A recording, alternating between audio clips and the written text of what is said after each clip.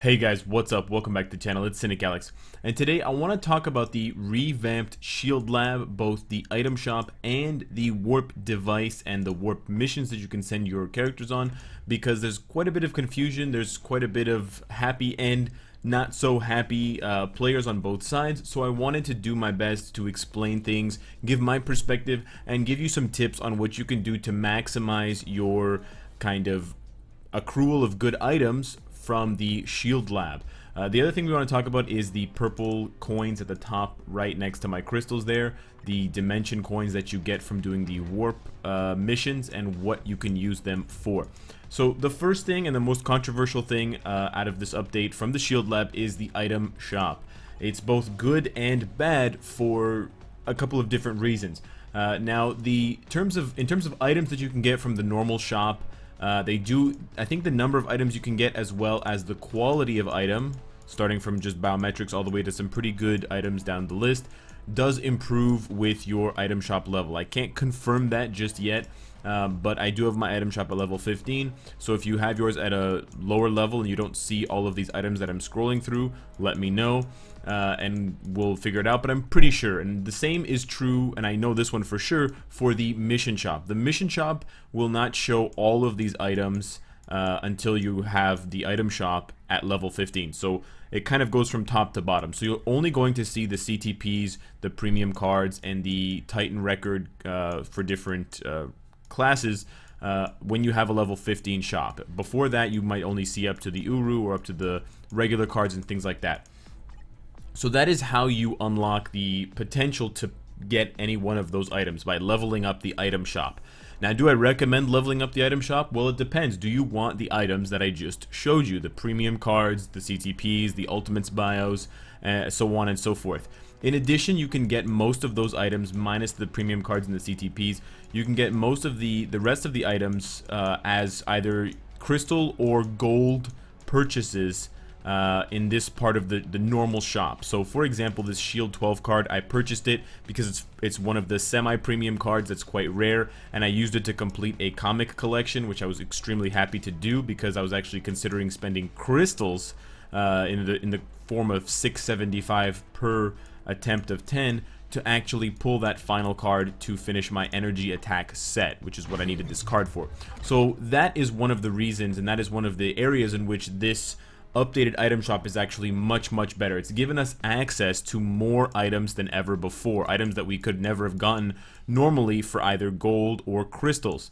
Now, you can't really control what you're going to see for what. Sometimes I see uniform upgrade kits for gold, sometimes I see them for crystals. We've also got the introduction of level 4 XP chips, which previously didn't even exist in the game. We also have potentially the opportunity to purchase level 4 uniform XP chips, which was never an option. So there is a lot of good to be had from just the normal shop. Even if you're not building up to the mission shop, and I'll discuss that in a minute, even if you're just purchasing things on this right side like the rocket bios, it's really great for people who wanted to see a bigger diversity of item purchases. Also good for players who were kind of intermediate, but they needed a lot of bios to level up native tier 2s or to get potentials rolling for their level 60 to level 70 characters. They can now purchase, albeit they're expensive, they can purchase bios for characters to accelerate that process. However, it is a bad thing because the introduction of more items to get in the shop means that the chance to see certain items will be much lower, and that's just how it makes sense. If the pool of items that you can get from a monster, or from, in this case, an item shop, is only 10, you're going to see one of those 10 items, for example, 3-star obelisks, much more frequently. But now, instead of having 20 different types of items in the shop, the normal shop, we have 100. Now, maybe 70 or 80 of those don't really appeal to you, but they might appeal to someone else, and in this case, I think more is better overall, and it'll be able to service a larger majority of the in-game population who needed those things. I think if you're one of the people that farmed the item shop for specifically level 3 obelisks or gear up kits, you're much better off going to the processor now for that. It's got different costs, I know that, but at least there is another way that you can guarantee the items that you want in the Shield Lab. But essentially, the way that the item shop works is that once you purchase enough items from the normal shop, it will unlock your kind of random item from the mission shop. You might get something good, like a premium card or a CTP. Of course, the crystal cost for that is quite expensive. It's 6,750, or you might get kind of sort of a booby prize. In my case, I got a rank 6 black antimatter for 4,500 crystals. Obviously, I'm not going to buy that. I don't need that. But if you were the type that needed it and you wanted it and it showed up, hey, you can get it. But the general strategy for the item shop, for the normal shop on this side, is obviously you want to purchase it when you have something that you want to purchase in the first place, and that's kind of the first step I would take. And then from there you can purchase it and see how much it adds to your bonus if you're trying to unlock the mission shop, because it won't always add the same amount. You could purchase one item and it can bring your bar all the way up to 100%, or you could purchase 5 items and it won't bring your bar to 100% and you'll have to purchase the 6th item. A rule of thumb that I like to follow for those of you that are a little bit worried about getting kind of screwed over by RNG is you shouldn't probably start purchasing anything unless you really need it if 2 or more of the items in the 6 are for crystals. So for example, let's say the shield card had been for crystals, which it was, but the black antimatter was also for crystals. I probably would have bought the shield card, but if I didn't need it, I probably would have skipped this group altogether, because chances are if I purchase the other 4 items for gold, I might not unlock my mission shop, and if I don't unlock it, I'm basically just throwing that gold away for nothing if I don't really desperately need those first 4 items. So just be careful. I don't want people to think that with just 1 or 2 purchases they'll always unlock their mission shop no matter what. I've definitely been kind of screwed over before where I purchased 5 out of the 6 items. The last one is 300 crystals or 500, and it's not something I would ever purchase, and my mission shop is stuck at 94.4%, and then I'm just kind of out of luck.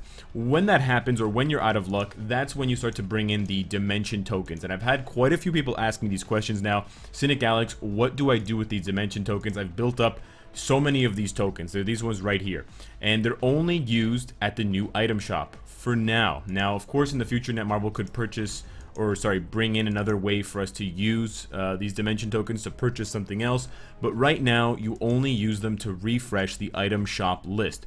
So my advice to you, obviously shouldn't refresh the item shop when there's kind of an awkward time. So right now would be a bad time for me to update or refresh the item shop. You refresh the item shop by clicking the update list and paying the 79 tokens.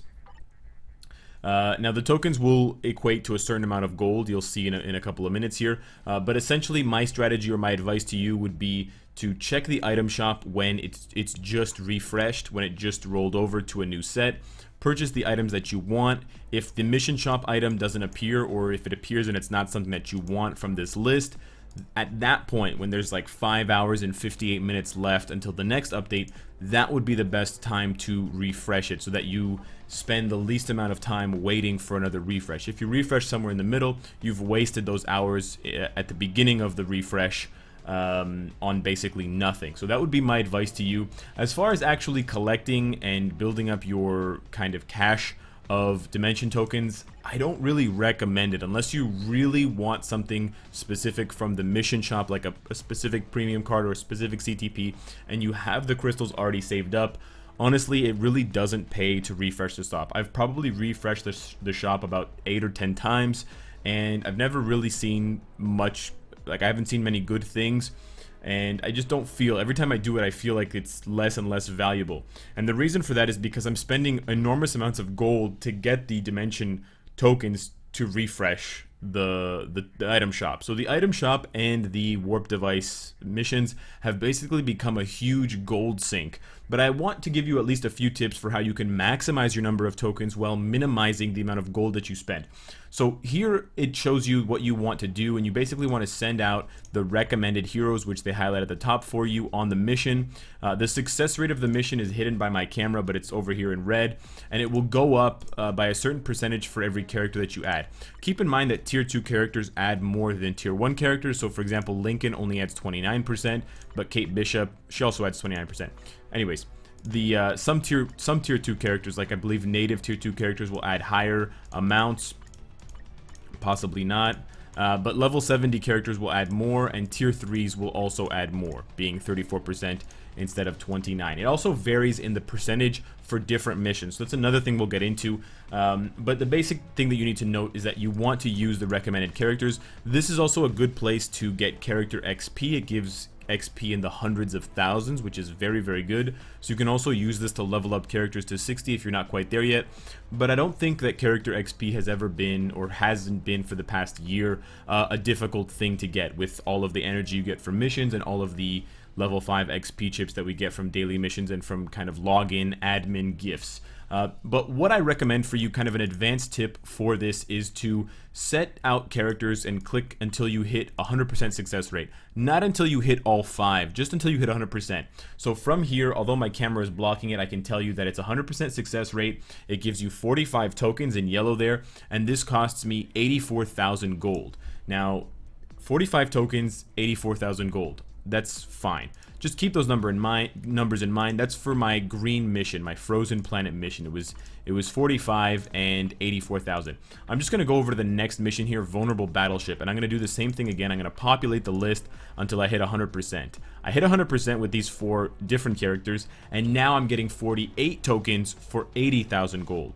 So I'm actually spending less gold, and I'm actually getting, I believe, more tokens, or the same amount of tokens. I'm actually getting 3 more tokens for 4,000 less gold. Now that might not seem like a lot of gold in difference and a lot of tokens, of course, but doing this over days, over weeks, over months, especially if you do want to do lots of item shop refreshes, is going to save you hundreds of thousands of gold, if not millions of gold in the long run. And not to mention the fact that you're going to be spending all that gold on the item shop purchasing from the normal side to try to unlock the mission side, this could really come in handy. So that's what I'd recommend for you to do. Just test it out and see. Here it's 52 for 90. You can always just divide the number of tokens by the amount of gold that it costs to get a gold per token ratio. That's probably the most accurate way of seeing, but you can often eyeball it. See, this one is probably pretty bad. It's 100%, 61 tokens, but it's 125,000 gold. In this case, because I have a lot of tier 1 characters, both, actually it's just Daredevil. For whatever reason, each character is offering a much lower point total. It's like 11%, looks like 23. So yeah, because of that, that one's probably a really bad one. I'm not sure why they did it this way, but they messed around with some of the numbers. Even though the XP gain appears to be the same, the amount of time and the amount of character bonuses that each one adds is actually different.